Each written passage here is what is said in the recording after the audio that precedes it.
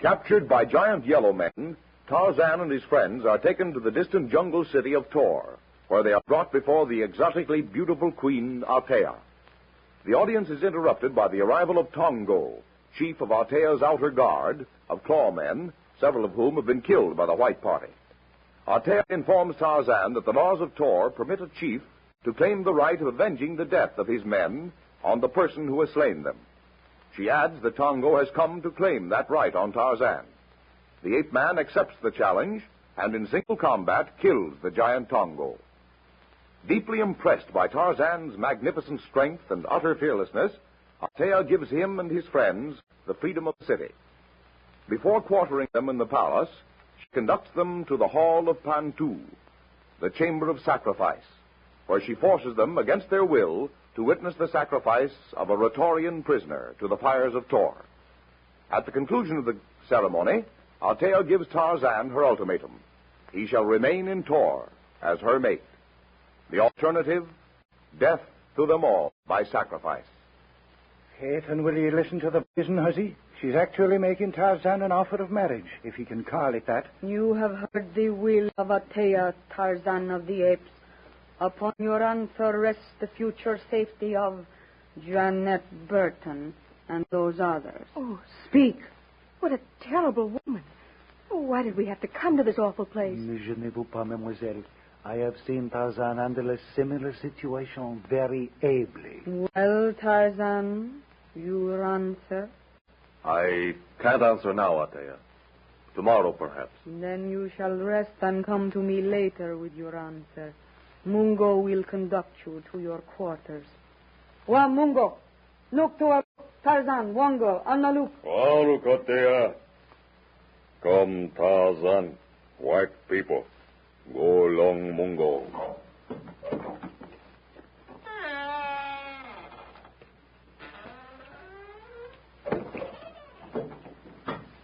Out of the great circular hall of Pantu, through numerous well-lighted corridors, the giant Mungo and his guard of yellow men conduct the whites to their abode, a suite of 2 rooms in a distant part of the palace.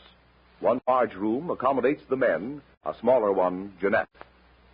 There are stone couches, a low, massive table of wood, many leopard and lion skins. Into a small basin set in the floor of the larger room, fresh, cold water flows. There are several long, narrow windows screened with heavy metal grills. On the threshold, Mungo and his guard halt. The yellow giant motions his charges to enter. White people, stay here.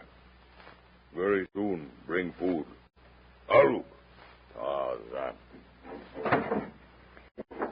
Well, you found your city of Tohr, haven't you? Yes, by George, and with a vengeance.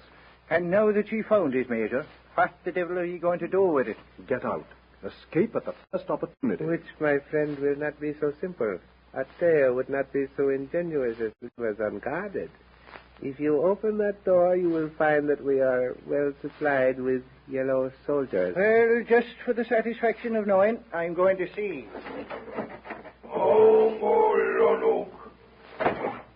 You're right, Juan. There are 6 of the heathen devils. It is quite evident that Althea does not trust her guests.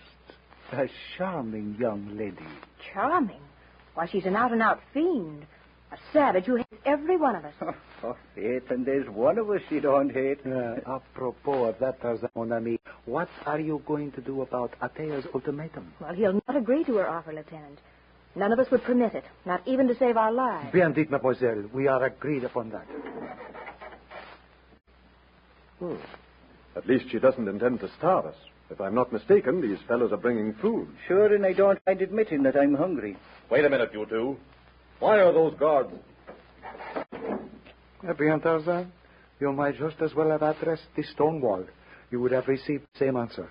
They did not understand you, mon ami, or were ordered to keep their mouths shut. I guess you're right, Darno. They didn't even seem to hear me. Deaf mute, maybe. Oh, begot it. Oh, this smells good, whatever it is. What do you say to eating first and talking afterwards? Yes, we'll eat. Oh, how can you men eat when tomorrow we may... Oh, we may die, of course. Oh, didn't I hear Wang tell you a while back that a fellow dies like a gentleman on a full stomach? Sit down here, Jeanette, and eat some of this porridge. You'll feel better. My dear, we are far from being dead. We'll find a way out somehow, Jeanette. I have a feeling that even if you did agree to her offer, Tarzan, the rest of us wouldn't get far before her yellow guards would murder us. That golden idol back there in the chamber of sacrifice, and those very beautiful gems around its neck. Where do you suppose they came from, Tarzan? Dr. Wong, you certainly aren't contemplating... I contemplate nothing, Jeanette. However, it might prove profitable to cultivate... but never mind. Let us see what tomorrow brings us, eh? Well, I suppose these stone benches are the only beds we can expect. Which one's mine? I believe the other room was meant for you, Janet. Oh, no, thanks. We're all in this place together, Uncle Jim. I don't intend being alone at any time, if I can help it. There are plenty of benches in here. I'll take this one in the corner. Good night. Good night. Good night, Janet. Try and sleep well. It's in my mind, gentlemen, that there's no love in that she-devil's heart for Jeanette. She still believes Jeanette and Tarzan are sweethearts. Right, Terry. Althea's skin may be white, but her heart's black. She wants you, Tarzan, frankly, and she intends having her way. She may let us go if you stay, but I very much doubt it. Vraiment, Major Ashleigh, I agree with you. Her demonstration in the sacrificial chamber upon that, what did she call him, Ratratorian, was merely a threat to impress us with her power. Rator. By Jove. Didn't she say that she'd been sent to spy on her and her people? She did that. From which one might infer the nearby presence of another tribe of yellow people, inimical to these, Taurans, right? And if so, mon Major, what good would that do us? They would likely sacrifice us to some heathen god or feed us to their own pet crocodiles, as they would these Taurians. If they had us. The lieutenant's right, Major. We'd probably only be stepping from one bad fix into another. Let's get out of this hole first. Tarzan will have to string along with a tear and keep his eyes open for a chance to escape while he's doing it. I tell ya, the woman has the left ear of Taiping and the right of a Mandarin. But on which side her hearing is the better, it might be hazardous to guess. However, for her own sake, Janet must be kept in sight of one of us all the time. Voila, our friend Mungo returned. Oruk, Tarzan. You come along, Mungo, now. Althea wants to talk to you and Wong man from China. Althea wants to talk to Wong and me. Now, tonight, Althea wants to talk to you too. Come. Bigari, I don't like it at all. She's trying to break up our crowd, get us separated. Tell her to go to the devil, Tarzan. On the contrary, Tarzan, let us follow Mungo. The fact that Althea has not sent for you alone augurs well for us. Doucement, mon ami. Be careful. I sense a trap of some kind. Why should Althea send for Monsieur le Docteur Wong instead of one of us others? I'll find out soon enough. I'm not afraid of Althea's traps. Keep your eyes open here while we're gone. Come on, Doctor. All right, Mungo. We're ready. Yes, Lieutenant. That woman don't mean them two any good. What does she mean sending for them at this time of night when all decent people ought to be in bed? I should like to know myself, Orwell. However, so long as Tarzan and the doctor are together with her, I do not think either of them are in any danger. Unless she's a lot smarter than we think she is. I wonder why she sent particularly for Wong instead of one of us others. Tarzan, well, that's self-evident. She's frankly infatuated with him, but she certainly can't have designs on Wong, too. By the way, Major, Monsieur Dr. Wong is a good friend of yours? You have known him a long time? Only since Nairobi. Some 3 months, eh, Terry? Just about that, Major. When I began the organization of my safari for this expedition in Nairobi, Wong came to me with an attractive partnership offer. His credentials were excellent, from the old Imperial Museum in Peiping. I accepted his offer, and, well, that's that. Monsieur Rourke? Terry, oh, he came down on the same boat with us from Port Said. I discussed my plans freely with him. Through his advice and suggestions, I saw that he knew his jungle. I, or rather Janet, prevailed upon him to accompany us. She's the attraction, Darno, as far as Terry... Leave be, Major. You know well why I joined ye. It was for the fun of it alone. What are you driving at, Lieutenant Darno? No time at all. I was merely curious to know how I long... don't like your questions, Darno, nor the tone of voice you're using in them. Come clean. What's your craw, eh? What's in your craw? Mais, monsieur, ne fâchez-vous pas. So far as you are concerned, there is nothing in my craw. I am thinking about Monsieur the Doctor Wong Tai.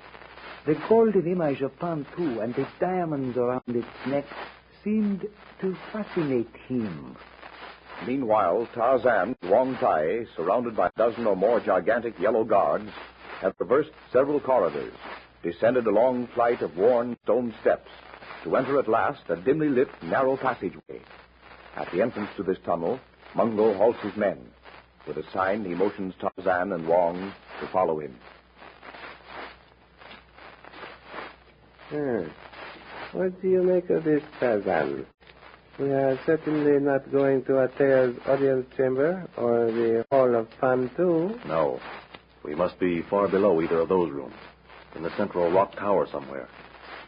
Mungo, Where are we going? we go Atea. Door, end of tunnel. She waits.